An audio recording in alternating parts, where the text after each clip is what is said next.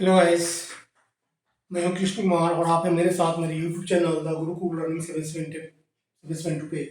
आज हम लोग पॉलिटी में जो एमसीक्यू है में संविधान के बारे में, जो संविधान के स्रोत है, जो संविधान के भाग है, यहाँ से हमने एमसीक्यू बनाया है। और मैंने आपको बताया था कि चूंकि 100 एमसीक्यू जो बता रहे थे आपको कि मैं पार्टी लाऊंगा तो उसमें 36 मिनट का टाइम लगता था, इसलिए मैंने छोटा वीडियो बनाया है। क्योंकि ज़्यादा वीडियो बनाने पे, ज़्यादा लंबा वीडियो करने पे जो यूट्यूब का जो गाइडलाइन है वो सही नहीं बैठता है, इसलिए छोटा वीडियो बनाया गया है। तो आज हम चलते हैं जो पॉलिटी का जो जो मेन एमसीक्यू है संविधान के स्रोत और भाग से, वहाँ से हम आपको जो एमसीक्यू दिए हैं उसके बारे में आपको बता रहे हैं। भारत में जो सरकार की जो संसदीय प्रणाली है, भारत के जो संविधान है उसमें सरकार की जो संसदीय प्रणाली है किस देश के संविधान से ली गई है। आपको पता है हमारे देश का जो संविधान बना था उसमें कई देश के जो संविधान थे उसको मिलाकर भारत का संविधान बना था। तो कुछ कुछ संविधान का जो भाग है अलग अलग देशों से लिया गया है। तो जो आप जीएस का पार्ट करते हैं, चाहे जैसे आप बीपीएससी का एग्जाम है या एमआरएस का एग्जाम है, तो वहाँ पर जो जीएस का पेपर होता है उसमें कई बार एमसीक्यू जो होते हैं जीएस से वो अलग अलग भाग से होते हैं। तो पॉलिटी में आपको मैं बता रहा हूँ कि भारत में जो सरकार की संसदीय प्रणाली है वो किस देश के संविधान से ली गई है। तो भारत में सरकार की जो संसदीय प्रणाली है वह ब्रिटिश संविधान से ली गई है, ब्रिटिश।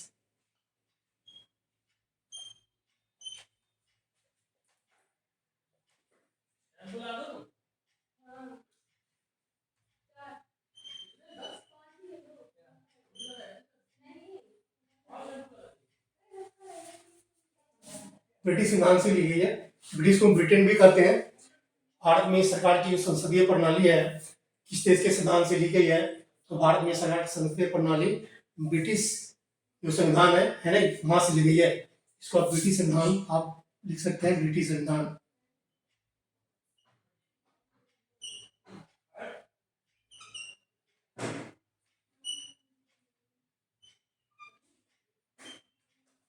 नेक्स्ट जो है भारतीय संविधान के राज्य के जो नीति के निर्देशक तत्व है किस देश के संविधान से लिया गया है। भारतीय संविधान में जो राज्य के नीति निर्देशक तत्व है ये आयरलैंड के संविधान से लिया गया है। आयरलैंड इस देश के संविधान से लिया गया है, तो ये आयरलैंड के संविधान से लिया गया। कौन सा? राज्य के नीति निर्देशक तत्व जो है। नेक्स्ट जो क्वेश्चन है आपको इसमें, भारतीय संविधान के निर्माण में, भारतीय संविधान के निर्माण में सर्वाधिक गंभीर प्रभाव किस अधिनियम ने छोड़ा है? कौन सा अधिनियम है जो सबसे ज्यादा प्रभाव छोड़ा है? वह है भारत सरकार अधिनियम। भारत सरकार अधिनियम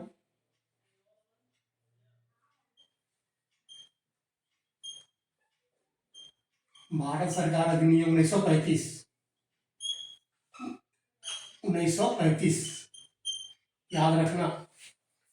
भारतीय संविधान में जो सर्वाधिक गंभीर प्रभाव किस अधिनियम ने छोड़ा है, तो भारत का अधिनियम जो है 1935 ये सर्वाधिक प्रभाव छोड़ा है। नेक्स्ट जो क्वेश्चन है, भारतीय संविधान में संसदीय प्रणाली किस देश के संविधान से ली गई है? तो एक कई तरह से पूछता है, भारतीय संविधान में संसदीय प्रणाली किस देश के संविधान से ली गई है। सबसे पहले संसदीय प्रणाली कहाँ थी? तो सबसे पहले संसदीय जो प्रणाली थी वो ब्रिटिश में थी, ब्रिटेन में थी। इसको आप ब्रिटेन से लिख देना या ब्रिटिश लिख देना, बात बराबर ही है। ब्रिटिश संविधान से भी लिया गया संसदीय प्रणाली, ब्रिटिश संविधान से लिया गया है।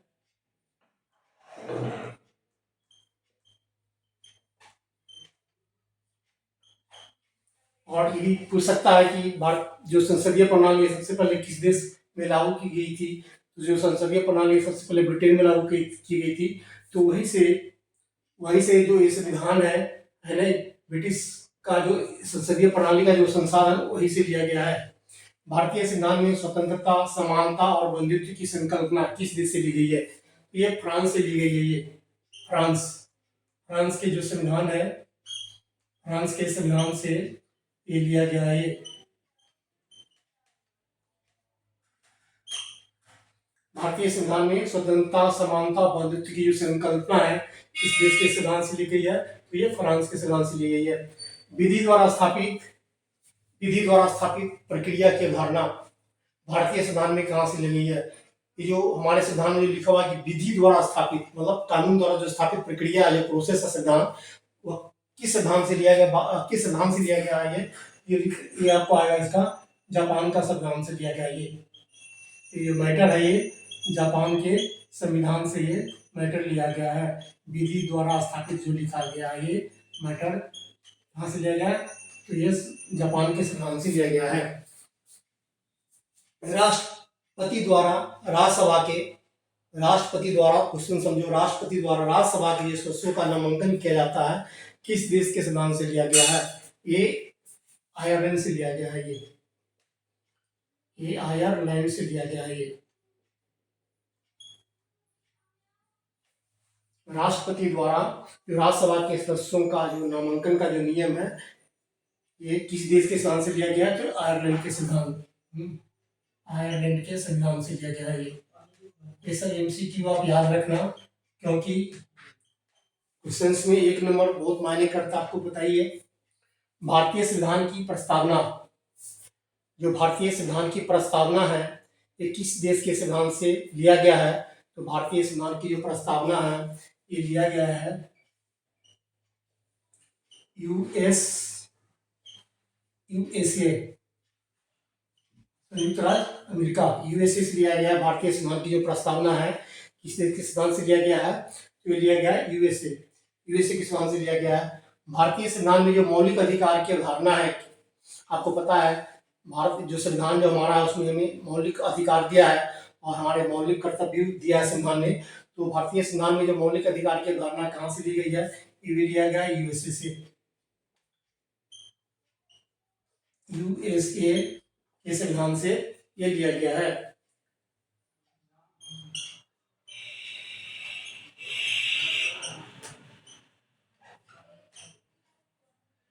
इसमें भी लिख दो आप यूएसए के संविधान, याद रहेगा। जो मौलिक अधिकार और जो प्रस्तावना है संविधान का, ये दोनों हमें यूएसए के संविधान से मिलता है। अब भारतीय संविधान में द्विसदनीय संसद का प्रावधान किस देश से ली गई है? भारतीय संविधान में आपको पता है हमारा जो देश का संविधान है उसमें 2 संसद है। एक तो है उच्च सदन जिसको हम राज्यसभा कहते हैं, एक निम्न सदन है जिसको हम लोकसभा कहते हैं। तो ये जो द्विसदनीय संसद का जो प्रणाली है ये किस देश से लिया गया है? ये भी ब्रिटिश से लिया गया है, ब्रिटिश संविधान से लिया गया ये भी, क्योंकि ब्रिटेन में ही सबसे पहले द्विसदन की व्यवस्था ब्रिटेन में ही थी, है ना। तो ब्रिटिश के संविधान से ही लिया गया है ये।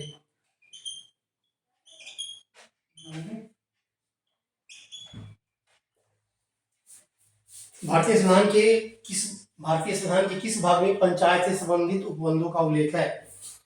तो ये होगा कौन सा भाग है? तो ये है भाग जो है भाग 9 है। ये भाग 9 में जो पंचायत से संबंधित उपबंध है भारतीय संविधान के किस भाग में है? भाग 9 में है ये। भारतीय संविधान के किस भाग में नीति निर्देशक तत्वों का उल्लेख है? भारतीय संविधान के किस भाग में नीति निर्देशक तत्वों का उल्लेख है? यह है भाग 4 में। जो भाग 4 है उसमें राज्य के नीति निर्देशक तत्वों का उल्लेख है। भारतीय संविधान का कौन सा भाग मूल अधिकारों से संबंधित है? तो भारतीय संविधान का जो कौन सा अधिकार करता है ये है भाग इसको आप बोल सकते हैं 3rd, मूल अधिकार से जो संबंधित है। तो भारतीय संविधान का कौन सा भाग है? वह संविधान का मूल अधिकार का भाग 3 से संबंधित है। भारतीय संविधान के किस भाग में मूल कर्तव्यों का वर्णन है? जो मूल जो कर्तव्य है वह है भाग जो है 4। ये भाग 4 ये जो है वो मूल कर्तव्यों का विवरण है। ये तो यहाँ पर नीति निर्देशक तत्व भाग 4 में है और कहे कि भारतीय संविधान के किस भाग में मूल कर्तव्यों का विवरण है, तो भाग 4 के ए में मूल कर्तव्यों का वर्णन किया गया है। 1992 के जो 74वें संशोधन अधिनियम में भारत के संविधान में कौन सा भाग जोड़ा है?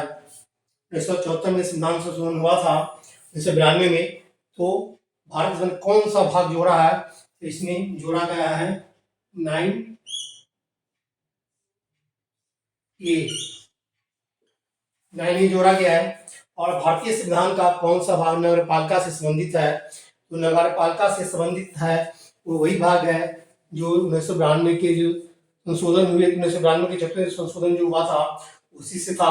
तो इसमें आ जाएगा 9A नगरपालिका, मतलब नगरपालिका से जो संबंधित भाग है वही भारतीय संविधान कौन सा भाग नगरपालिका से संबंधित है?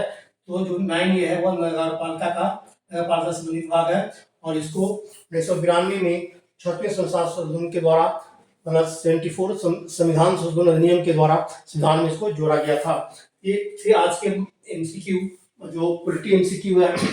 मैं आप लोगों को बताना चाह रहा हूँ कि अगर आप यूट्यूब पर आप कोई टॉपिक पढ़ना चाहते हैं, यूट्यूब पर चूंकि अभी पेपर है, आपको बीपीएससी का पेपर भी है, एमआरएस का पेपर भी है और सीटेट का पेपर है। तो सीटेट वाले जो आप लोग और पेपर भरते हैं आप, जैसे कि 60 नंबर का सोशल साइंस होता है, एसएसटी का पेपर होता है, तो उसके लिए आप एमसीक्यू आप देख सकते हैं।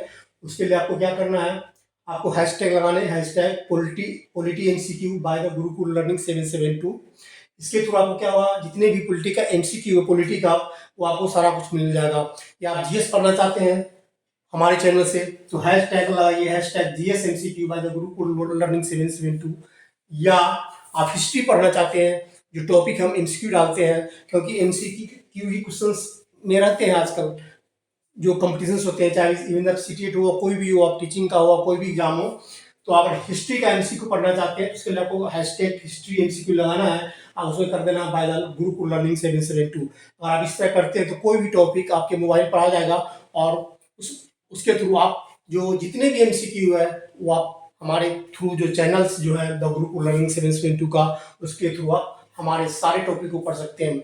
इवन जो सीटेट के स्टूडेंट्स हैं, अगर आप तैयारी कर रहे हैं, आप पेडागोजी की तैयारी कर रहे हो या आप एजुकेशनल साइकोलॉजी की तैयारी कर रहे हो, तो आपको क्या करना है, जो सर्च है यूट्यूब का, वहाँ पर जाना है और educational psychology by the Gurukul learning 772 कर दो, या pedagogy by the Gurukul learning 772 कर लो। उसके थ्रू आपको जितने भी टॉपिक है जो गुरुकुल लर्निंग 772 के द्वारा आपको पढ़ाया जा रहा है, वो तुरंत आपके चैनल पे जो स्क्रीन है मोबाइल के उस पर आपको आ जाएगा।